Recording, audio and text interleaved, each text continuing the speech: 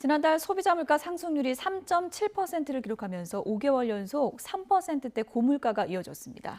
정부는 다음 달 종료 예정인 유류세 20% 인하 조치를 3개월 연장하기로 했습니다. 취재기자 연결합니다. 오인석 기자. 네, 경제부입니다. 네, 지난달에 소비자 물가가 3.7% 상승한 것으로 나타났군요. 그렇습니다.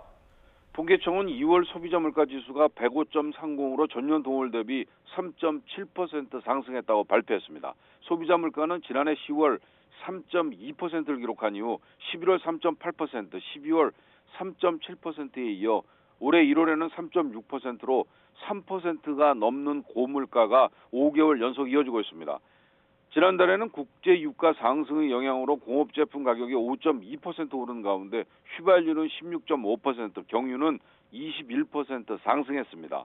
농축수산물은 1.6% 올라 1월보다 오름폭이 둔화했습니다. 돼지고기가 12.4%, 수입 쇠고기는 26.7%가 올랐습니다. 전기, 가스, 수도료는 2.9%가 올라 1월과 상승률이 같았습니다. 서비스 가격은 3.1%가 올랐는데 전세는 2.9%, 공동주택관리비는 6.2%가 상승했습니다.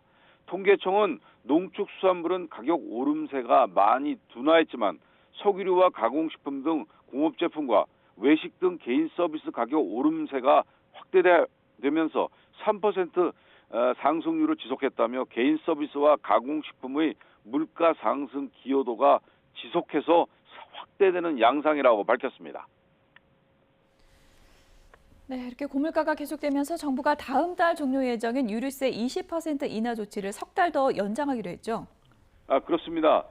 정부는 오늘 아침 홍남기 경제부총리 주재로 물가 관계장관 회의를 열었습니다.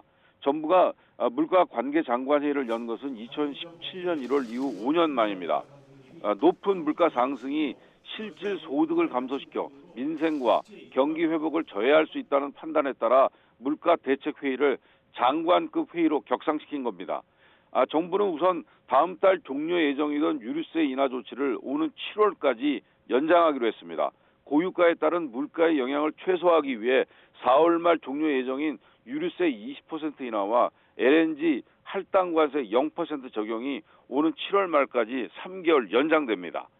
또 국제 유가가 지금 수준보다 가파르게 상승해 경제 불확실성이 더 확대될 경우 유류세 인하 폭을 확대하는 것도 검토하기로 했습니다.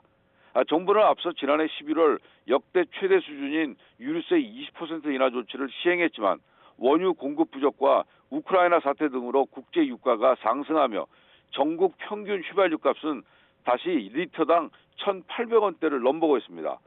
정부는 우크라이나 사태 영향 등으로 가격과 수급 불안 우려가 있는 품목을 중심으로 할당 관세 적용과 물량 증량도 추진하기로 했습니다. 겉보리와 소매피 등 사료 대체 가능 원료의 할당 관세 물량이 각각 10만 톤, 6만 톤으로 확대됩니다.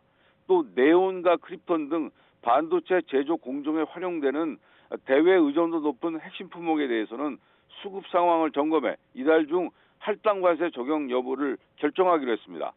지금까지 경제부에서 전해드렸습니다.